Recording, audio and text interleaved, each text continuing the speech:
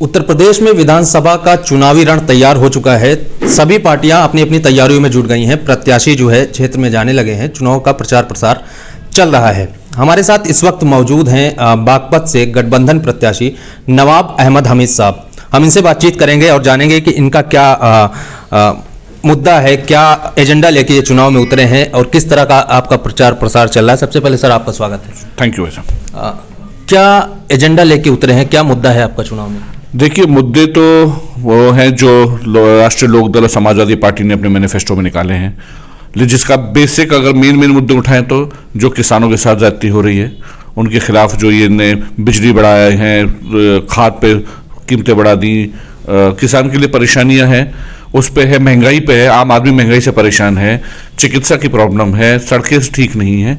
तो ये तो मेन मुद्दे हैं जिस पे पूरा राष्ट्रीय लोकदल और समाजवादी पार्टी आगे बढ़ रहा है। सर, एक चीज ये है कि बागपत जो है, अगर पूरे पश्चिम की बात करें तो किसान एक धुरी है राजनीति की, और बागपत आपका जो है गन्ना बेल्ट है।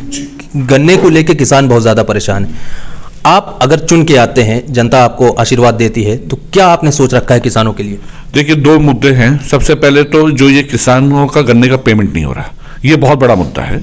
यहाँ पर एक डेढ़ साल के पुराने पेमेंट्स अभी तक नहीं हुए। एक हमारा यहाँ पे शुगर कोऑपरेटिव मिल था सरकारी, जिसका पेमेंट आया करता था टाइम पर, वो भी जब से भाजपा सरकार आई है वो भी आना बंद हो गया है। एक तो ये मुद्दा रहेगा कि पेमेंट टाइम पर हो जाए, जब हमारी सरकार आएगी तो अखिलेश जी और जैन जी ने इसका वादा किया है।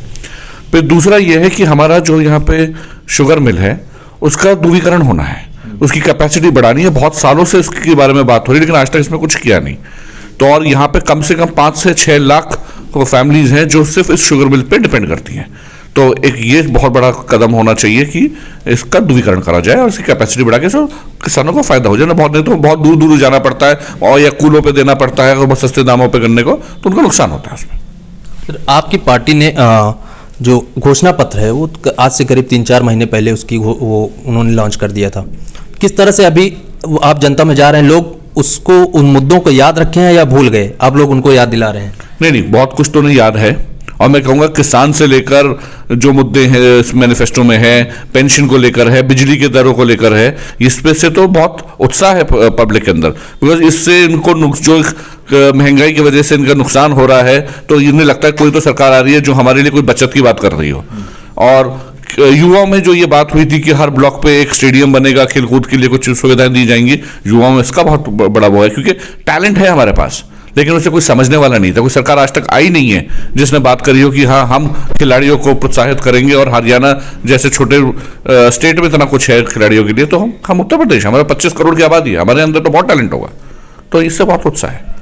सर, इसके इतर बात करें, अगर बागपत की, आपकी विधानसभा की खासकर क्षेत्रीय समस्या क्या है, या आप विधायक बनने के बाद कौन से ऐसे काम आपने सोच रखे हैं कि इसको करना जरूरी है? तो सबसे बड़ा काम तो दूरीकरण है शुगर मिल का, क्योंकि बागपत विधानसभा में भी आती है और इसके वजह से पूरे जिले में फायदा होगा।